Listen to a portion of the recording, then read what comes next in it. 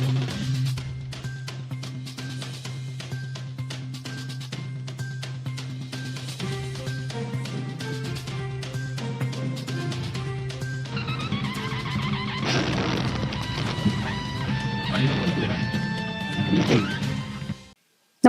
आपण पाहता हिरकणी न्यूज.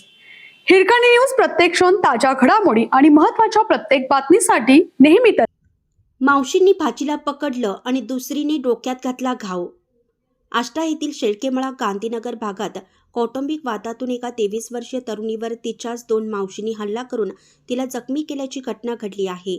या प्रकरणी पूनम शिवाजी जगताप, वय वर्ष 23, राहणार गांधीनगर, आष्टा, जिल्हा सांगली, या तरुणीने आष्टा पोलीस ठाण्यात फिर्याद दिली आहे. पोलिसांनी दिलेल्या माहितीनुसार फिर्यादी पूनम जगताप ही 23 रोजी दुपारी शेळकेमळा येथील तिच्या आईच्या घरी गेली होती. यावेळी तिच्या मावशी विद्या भरत चांदणे, राहणार गांधीनगर, आष्टा, व नकुशा भरत जगताप, राहणार डांगे कॉलेजजवळ, आष्टा, या दोघी तेथे आल्या.